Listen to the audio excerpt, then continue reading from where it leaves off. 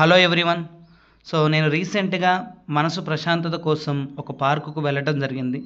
అక్కడికి వెళ్ళిన తర్వాత అక్కడ ఉన్న సన్నివేశాలు చూసిన తర్వాత చాలా అంటే చాలా బాధ కలిగింది. ఏంటంటే చాలామంది పిల్లలు, అందరూ కాదు, కొంతమంది పిల్లలు స్కూలుకి కాలేజీకి వెళ్ళాల్సిన వ్యక్తులు స్కూల్కి కాలేజీకి వెళ్ళకుండా డైరెక్ట్గా ఆ యొక్క కాలేజీ బ్యాగ్స్ తీసుకుని వచ్చి ఆ పార్కు దగ్గర ఉన్నటువంటి గేట్ దగ్గర పేర్చి గర్ల్ ఫ్రెండ్స్తో, బాయ్ ఫ్రెండ్స్తో అక్కడ తిరుగుతూ ఉన్నారు. ఇక్కడ ఉన్నటువంటి తల్లిదండ్రులేమో మా పిల్లలు ఉన్నతమైన స్థాయికి వెళ్ళాలి, మేము పడ్డ కష్టాలు మా పిల్లలు పడకూడదు, మేము పడ్డ అవమానాలు మా పిల్లలు భరించకూడదు, వాళ్ళకి రాకూడదు అనే ఉద్దేశంతో వాళ్ళ శక్తి సామర్థ్యాలను మించి చదివించడానికి పంపిస్తున్నారు.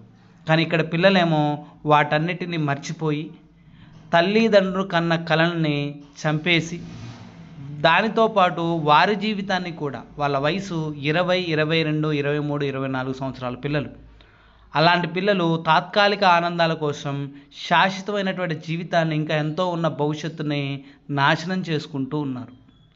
ఇక్కడ లవ్ చేయటం తప్పు అనే నా ఉద్దేశం కాదు, కానీ లవ్ చేసే వయసు అది కాదు అనేది నా ఉద్దేశం.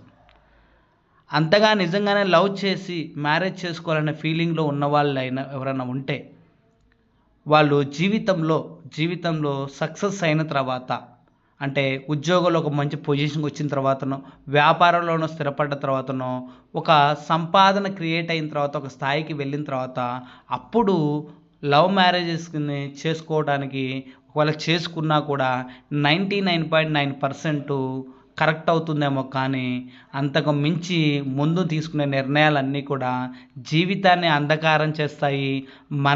మనతో పాటు మన యొక్క తల్లిదండ్రుల యొక్క కన్న కలలని అంధకారం చేస్తాయి.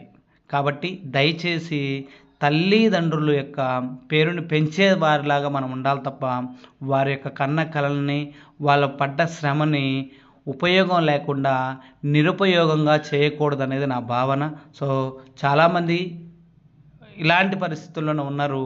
అందరూ అని నేను చెప్పను, కానీ మెజారిటీ మాత్రం ఈ దారిలోనే ఉన్నారు. దయచేసి అర్థం చేసుకోండి. థ్యాంక్ యూ, ధన్యవాదాలు. ఈ వీడియో కనుక మీకు నచ్చినట్లయితే లైక్ చేయండి, షేర్ చేయండి, సబ్స్క్రైబ్ చేయండి, బెల్ ఐకాన్ బటన్ని క్లిక్ చేయండి,